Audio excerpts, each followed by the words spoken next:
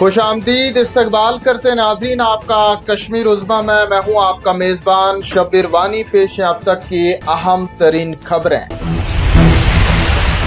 वज़ीर-ए-आज़म मोदी ने आज भी पाकिस्तान को दिया सख्त पैगाम। तलख अल्फाज में किया चैलेंज, कहा गोली से दिया जाएगा गोली का जवाब। सिंदूर बन गया है अब बहादुरी की अलामत। मोदी मजीद कहते हैं दहशतगर्दों के जरिए प्रॉक्सी वार करने की गई हमाकत तो घर में घुस कर सिखाएंगे ऐसा सबक के 7 जन्मों तक नहीं आएगा होश।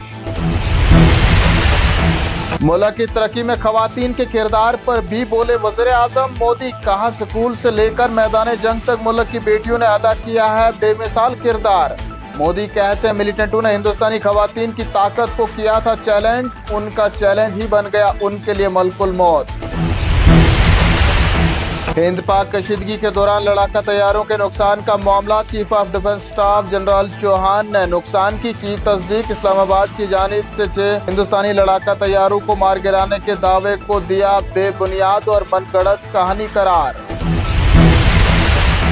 इधर वज़ीर ख़ारजा अजय शंकर ने भी पाकिस्तान को बनाया शदीद तनकीद का निशाना। कहते हैं हिंदुस्तान जोहरी ब्लैकमेलिंग की किसी भी शक्ल का नहीं होगा शिकार।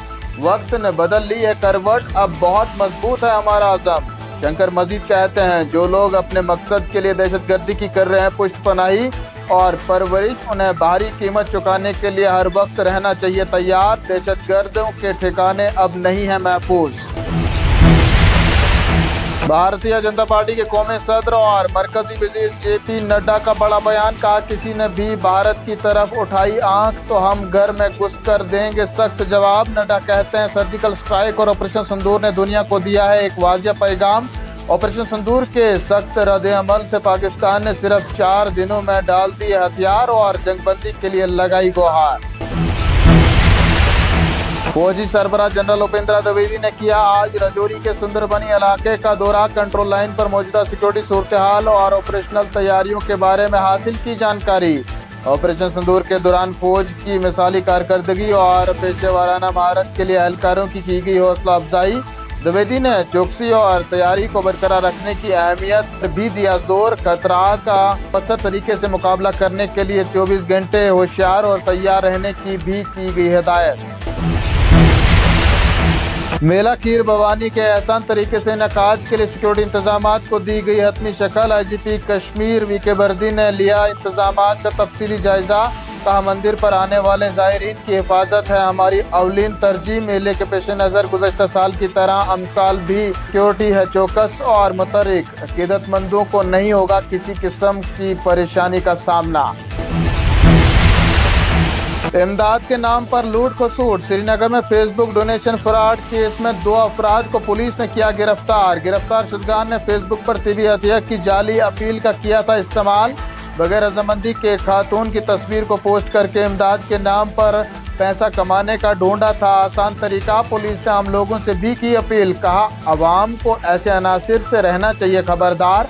किसी भी मशकूक या गैर कानूनी ऑनलाइन रेजिंग सरगर्मियों की पुलिस को देनी चाहिए इतला।